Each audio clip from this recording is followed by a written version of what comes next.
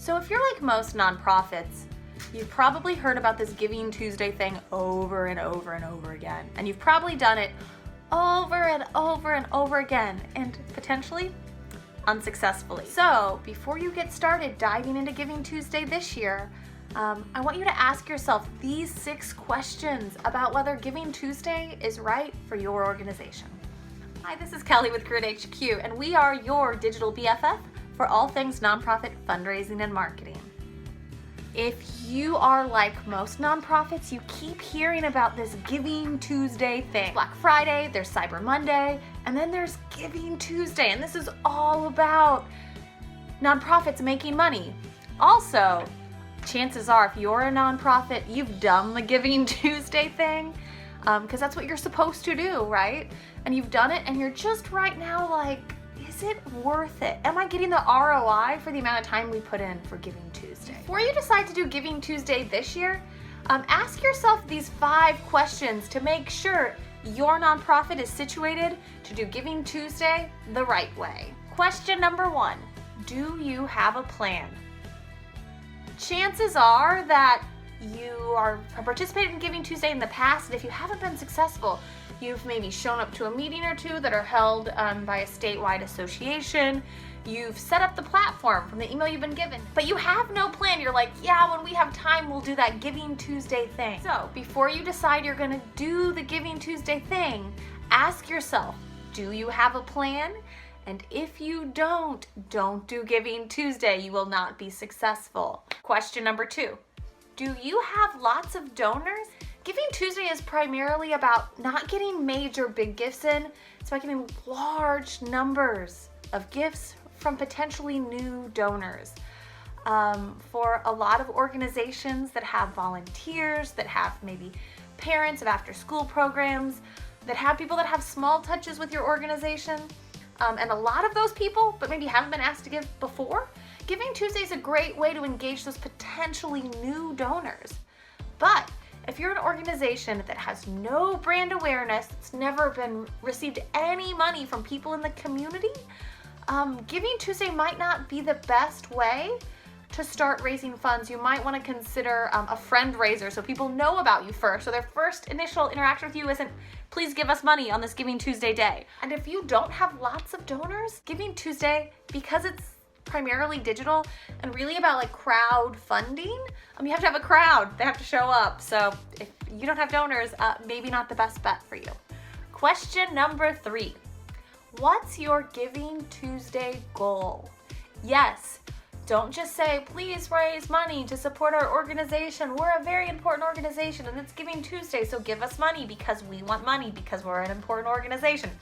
Don't do that, okay? Have a very specific goal with a specific ask. So if you are a food pantry, for example, don't just say, please support our food pantry. We're a food pantry, support us. Instead of doing that, come up with a smart, measurable goal that you can communicate that's heartwarming. If you're a food pantry, you might want to say, we have 30 elderly people that don't know where they're getting their next meal that come in every single day. And this is how much it costs for each box of food they go home with. And what we'd like to do is feed those people, those elderly individuals that come in every day, and it costs $37 per food box that feeds them for a month, or supports them for a month with food. So we'd like to, $37 times 3 months and like times the 30 people, that's your goal. Okay, so then you can say, we want to feed these 30 people that come in every day for 3 months and it costs $37 a person. And then you can really communicate how many people, and $37 is a good number, right? It's easy enough for me to kind of say, instead of going to Starbucks this week, I'm going to donate $37. And again, Giving Tuesday is not about big major gifts. It's about all those little ones and really engaging and informing all those new donors. Question number 4. Do you have people to lead and do the work for your campaign? I always say with fundraising, if you build it, they will come is literally never true. Fundraising, fundraisers, your organization, you need to get people to know and care about you. And Giving Tuesday is a great platform to do it. but there needs to be a you to do the work. And chances are, if you're an executive director, you can't be the one scheduling out social media posts. So do you have someone internally, whether that be a director of public relations and development, a key volunteer, an admin person that for that day and leading up to that day are doing the work to make sure you have a plan for your campaign, you have a specific goal, you've communicated that goal on multiple platforms, and you have someone who is the owner of the campaign. I often see with nonprofits, you'll have one person that's responsible for getting the page up and one person that's responsible for doing posts, but there's a lot of behind the scenes work that needs to happen beforehand for a Giving Tuesday campaign to be successful. So if your answers to the first couple questions were correct and you don't have that person, and then you'll have a successful Giving Tuesday campaign. Question number 5, can you or do you have people that can pledge money ahead of time? At Grid HQ, some of the most successful fundraising campaigns we've had, we really had about 50% of the money that we were going to raise that day brought in before the campaign actually started through pledges. And that can be pledges from major donors, that can be pledges from board members, that can be even smaller pledges from staff. But if you have those pledges ahead of time, especially if you can use them as matching gifts, you're more likely to reach that goal. And when you talk about online fundraising through social media, people want to be a part of success. So you don't want to start from 0 and then reach 0. You really want people, and you'll see donors to start to step up if you're communicating your progress well, more when you're around the 50th percentile towards your goal. They want to help be towards the success. So if you can get pledges up to 50% of your goal that actually come in throughout the day on Giving Tuesday, you'll see a lot more momentum in your campaign and hopefully a lot more new donors coming on board. And finally, question number 6.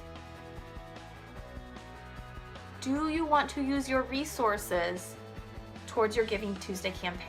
And that can be staff resources, that can be your time, that can also be pledging in money. There's only so much time in a day, especially in the nonprofit world where people are running around like chickens with their head cut off. But there's only so much time in the day, so really ask yourself, is this the way we want to utilize our resources? And if it's not, that's okay. I do encourage you, if you're not allocating resources towards Giving Tuesday around the giving season, that you think about writing a solicitation letter and not just sending it out, but doing it the right way. You can check out my blog post about the 4 mistakes people make when it comes to writing solicitation letters for nonprofits. Whether or not you decide to do Giving Tuesday, I do wish you all a very successful fundraising and giving season, a very spiritually successful fundraising and giving season. And remember, when things start to get crazy in the nonprofit world, take a breath. It will help you do much better. And if you need a little bit of help on figuring out what your fundraising strategy should be for the giving season, check out my coffee and consulting package on the Grid HQ website.